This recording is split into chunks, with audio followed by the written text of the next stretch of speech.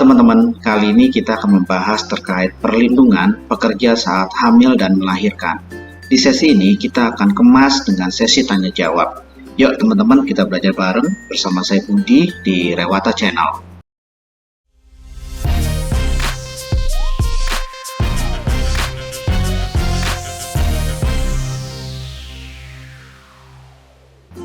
Teman-teman, apakah Anda pernah mendengar cerita bahwa ada pekerja perempuan yang dipaksa mengundurkan diri dikarenakan mereka hamil, sehingga tidak dapat melaksanakan pekerjaannya secara maksimal?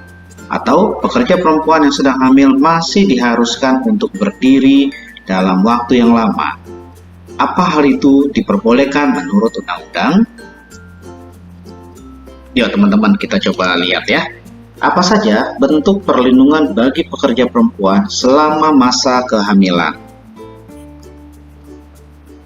Perlindungan bagi pekerja perempuan selama masa kehamilan itu ada beberapa. Yang pertama adalah istirahat 1,5 bulan sebelum saatnya melahirkan dan 1,5 bulan sesudah melahirkan, sesuai dengan pasal 82 ayat 1 Undang-Undang 13 tahun 2003. Yang kedua, larangan mempekerjakan pekerja atau buruh perempuan hamil antara pukul 23 sampai pukul 07 apabila membahayakan kesehatan dan keselamatan kandungannya maupun dirinya, sesuai dengan pasal 76 ayat 2 Undang-Undang 13 tahun 2003. Yang ketiga, larangan melakukan pemutusan hubungan kerja dengan alasan pekerja perempuan hamil, melahirkan, gugur kandungan, atau menyusui bayinya, sesuai dengan pasal 153 ayat 1 huruf E Undang-Undang 13 tahun 2003.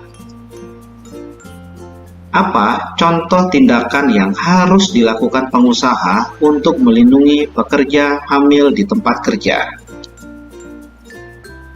Antara lain, tidak menempatkan perempuan pekerja yang sedang hamil pada pekerjaan berat dan beresiko atau berbahaya, misalnya di bagian yang menggunakan bahan kimia dan sebagainya. Dapatkah pekerja meminta untuk melakukan pekerjaan yang tidak berbahaya bagi ibu hamil? Ya, pasal 86 ayat 1 Undang-Undang Ketenagakerjaan menegaskan setiap pekerja mempunyai hak untuk memperoleh perlindungan atas keselamatan dan kesehatan kerja. Upaya K3 dimaksudkan untuk memberikan jaminan keselamatan dan meningkatkan derajat kesehatan para pekerja dengan cara pencegahan kecelakaan dan penyakit akibat kerja, sehingga pekerja perempuan yang sedang hamil dapat meminta untuk melakukan pekerjaan yang tidak berat dan berbahaya sebagai bentuk jaminan keselamatan untuk dirinya.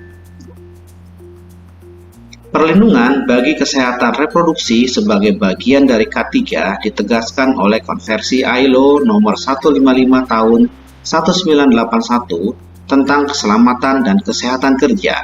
Penjelasan konvensi ini menyebut bagian-bagian kebijakan K3 yang efektif termasuk dengan melindungi pekerja penyandang disabilitas, pekerja perempuan khususnya terkait dengan syarat-syarat dan kondisi kerja, kesehatan dan keselamatan kerja, dan juga kehamilan.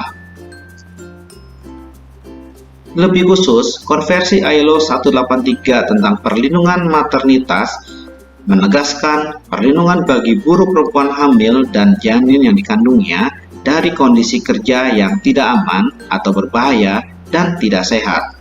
Melalui rekomendasi dari Konvensi ILO 183 yaitu Rekomendasi 191 tahun 2000, merekomendasikan negara harus mengambil tindakan untuk memastikan adanya penilaian atas segala risiko di tempat kerja yang terkait dengan kesehatan dan keselamatan reproduksi buruh perempuan.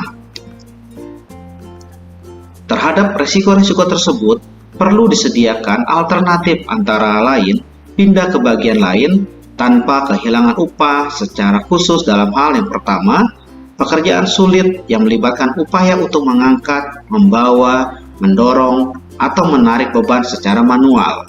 Kedua, pekerjaan yang terekspos bahan biologis, kimiawi, atau yang mengandung bahaya kesehatan reproduktif. Yang ketiga, pekerjaan yang membutuhkan keseimbangan khusus.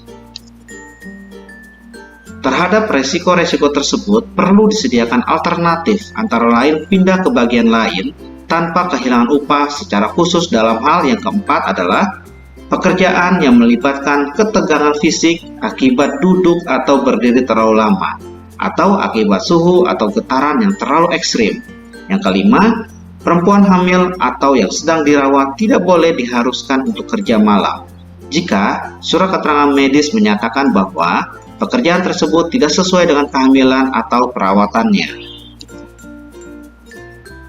Apakah larangan hamil bagi pekerja perempuan di dalam undang-undang? Tidak. Bahkan, peraturan perundang-undangan menegaskan sejumlah perlindungan hak maternitas bagi pekerja perempuan yang hamil, melahirkan, gugur kandungan, atau menyusui bayinya. Lebih lanjut, pasal 153 ayat 1 huruf E dan ayat 2 Undang-Undang Nomor 13 Tahun 2003 tentang Ketenagakerjaan menegaskan larangan bagi pengusaha untuk melakukan PHK terhadap pekerja perempuan karena kehamilannya. PHK dengan alasan demikian batal demi hukum. Pertama, pengusaha dilarang melakukan pemutusan hubungan kerja dengan alasan pekerja atau buruh perempuan hamil, melahirkan, gugur kandungan, atau menyusui bayinya.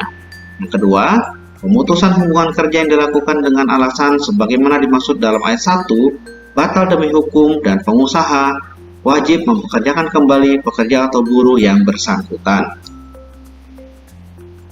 Demikian pula, Undang-Undang Nomor 39 Tahun 1999 tentang Hak Asasi Manusia dan Undang-Undang Nomor 7 Tahun 1984 tentang pengesahan Konvensi Penghapusan Segala Bentuk Diskriminasi Terhadap Perempuan mewajibkan negara untuk melakukan semua upaya yang tepat untuk menghapuskan diskriminasi terhadap perempuan dalam bidang pekerjaan dalam rangka untuk memastikan persamaan hak antara perempuan dan laki-laki, terutama hak atas perlindungan kesehatan dan keselamatan dalam kondisi kerja, termasuk atas perlindungan reproduksi.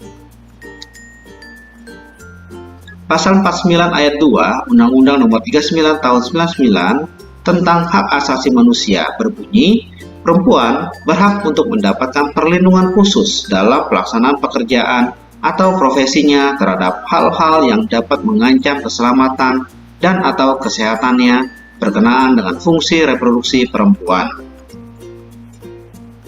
Pasal 11 Undang-Undang Nomor 7 Tahun 1984 tentang pengesahan Konvensi Penghapusan Segala Bentuk Diskriminasi Terhadap Perempuan berbunyi, negara-negara peserta wajib membuat peraturan-peraturan yang tepat untuk menghapus diskriminasi terhadap perempuan di lapangan pekerjaan guna menjamin hak-hak yang sama atas dasar persamaan antara laki-laki dan perempuan, khususnya hak atas perlindungan kesehatan dan keselamatan kerja, termasuk usaha perlindungan terhadap fungsi melanjutkan keturunan.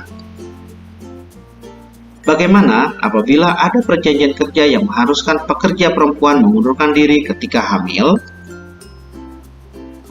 Perjanjian kerja yang mencantumkan klausula pekerja perempuan harus mengundurkan diri ketika hamil merupakan perjanjian kerja yang bertentangan dengan hukum, karena adanya sejumlah perlindungan hak maternitas bagi pekerja perempuan dalam peraturan perundang-undangan. Selain itu, perusahaan tidak dapat memaksa Anda untuk mengundurkan diri, karena pengunduran diri haruslah didasarkan pada kemauan dari pekerja, sesuai pasal 154 huruf I Undang-Undang Nomor 13 Tahun 2003 tentang Ketenagakerjaan. Oleh karena itu, perjanjian yang memuat klausula pekerja harus mengundurkan diri ketika hamil bertentangan dengan hukum dan batal demi hukum. Apakah pekerja perempuan yang hamil dapat di-PHK bila sudah menandatangani perjanjian kerja di mana terdapat klausula yang mengatur bahwa pekerja perempuan tidak boleh hamil selama masa tertentu? Perjanjian kerja yang mencantumkan klausula yang mengatur pekerja perempuan tidak boleh hamil selama masa kerja tertentu merupakan perjanjian kerja yang bertentangan dengan hukum. Meskipun sudah diperjanjikan sebelumnya, perjanjian ini batal demi hukum karena bertentangan dengan hukum. Dan secara hukum, perusahaan tidak dapat memutus hubungan kerja karyawan yang bersangkutan. Nah, teman-teman, ini adalah sumbernya. Oke teman-teman, sampai di sini dulu waktu kita untuk belajar bareng. Semoga hal ini bermanfaat untuk kita semua. Sampai jumpa lagi di sesi berikutnya bersama saya Budi di Rewata Channel. Terima kasih.